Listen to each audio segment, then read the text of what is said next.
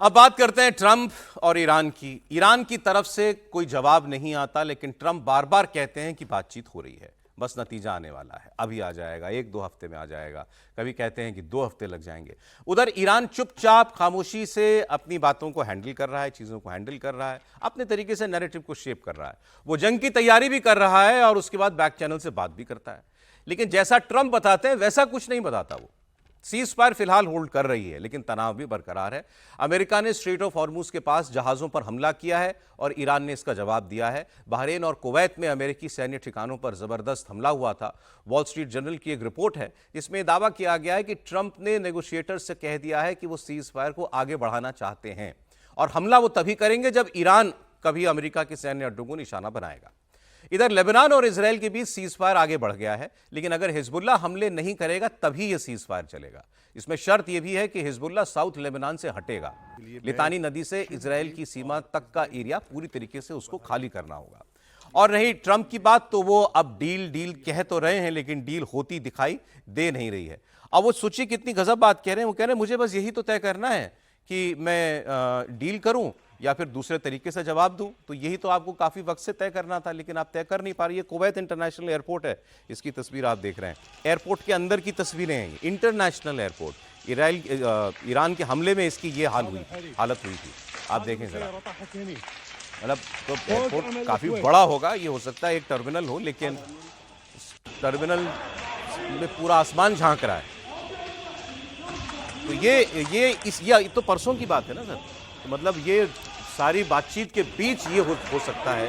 तो फिर सोचिए जंग चलती होगी तो क्या होता होगा। जो सबसे बड़ा सवाल निकल करके आ रहा है कि खाड़ी के देशों में युद्ध के बाद कम से कम जो मिसाइल डिफेंस सिस्टम था जी, वो क्या इतना माने कारगर सिद्ध नहीं साबित हो रहा है। लगता है ये।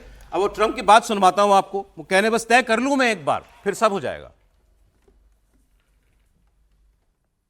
वो कह रहे हैं कि बस तय करना ही तो है, वरना 2-3 हफ्ते में तो हम सब कुछ मार पीट करके सबको ठीक कर देंगे।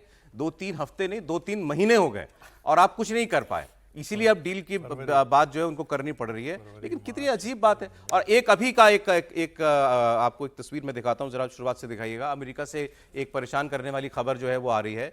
अमेरिकी प्रतिनिधि सभा की तस्वीरें इस वक्त आपके सामने हैं। सर, अमेरिकी प्रतिनिधि सभा सेनेट होती है, सेनेट को कहते हैं ना? नहीं, या कांग्रेस को कहते हैं, हाउस ऑफ रिप्रेजेंटेटिव उसको बोलते हैं। हाँ, अच्छा, वही नहीं, वो डायरेक्ट इलेक्शन से जो चुन करके जाते हैं वो हाउस ऑफ प्रतिनिधि सभा है। अच्छा, सीनेट अलग है। सीनेट आपके यहाँ जैसे राज्यसभा है, यहाँ अमेरिकी प्रतिनिधि सभा में ईरान को लेकर पहली बार वोटिंग हो रही है और इसके नतीजे ट्रंप के लिए अच्छे नहीं रहे। 215 सांसदों ने इस जंग के खिलाफ वोट किया है, 208 ने ईरान पर ट्रंप की नीतियों का समर्थन किया है।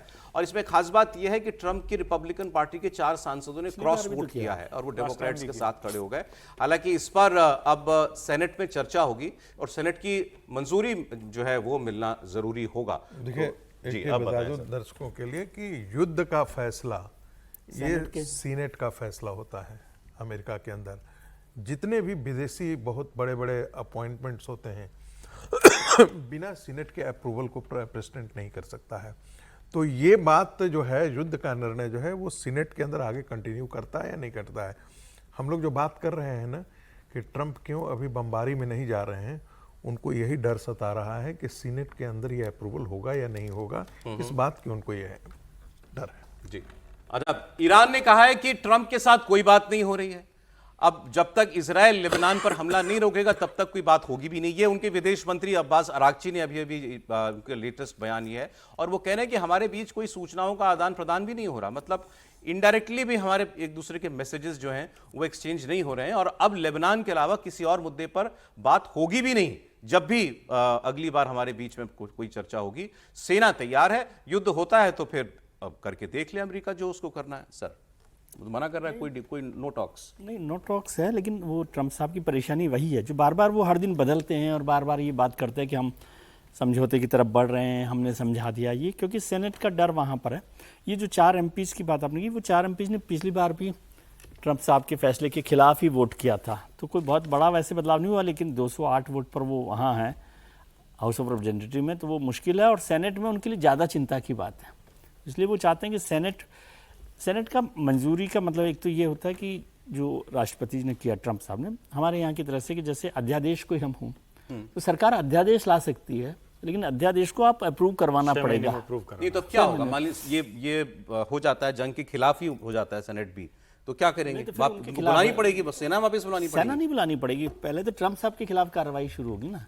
कि ट्रंप साहब को कैसे उनका पॉलिटिकल करियर या राष्ट्रपति के लिए वो बड़ा एक कॉम्प्लिकेटेड है, लेकिन उसमें नहीं जाना चाहेंगे ट्रंप साहब, और उससे पहले वो चाहते हैं कि ये मसला हल हो जाए किसी न किसी तरह से। और ईरान को भी ये समझ में आ रहा होगा कि भाई इस तरह से ट्रंप इस समय दबाव में है, तो उस पर कैसे काम किया जाए। वैसे आप देखें तो ईरान ने पिछले 3 महीने में अपने स्टैंड में कोई बदलाव नहीं किया है, यदि देखें तो वो जैसे नहीं, इसमें तो सर पूरी तरह से ट्रंप का ही दोष है। भाई शांति हो चुकी थी भाई, जब ईरान ने मान लिया न्यूक्लियर वाले पे, ईरान ने मान लिया स्टेट ऑफ हॉर्मुज पे, गोली चलानी बंद कर दी थी, तो आपने ये तमाशा फिर क्यों शुरू किया? आपको जो ये एक फितूर है ना कि सबके बाद ये लगे कि वो ट्रंप का एक इम्प्रिंट है, ट्रंप ने कर दिया, हमने डील करा दी, ये नहीं होता। अब्राहम अकॉर्ड क्यों लेकर आया? अब्राहम अकॉर्ड क्यों लेकर आया? भी वो तो इंडिविजुअल स्टेट बाय स्टेट होना था ना। आपने उसको कहा कि सारी मुस्लिम कंट्रीज को एक साथ कर देंगे, तो इसमें तो दोष ट्रंप का ही है।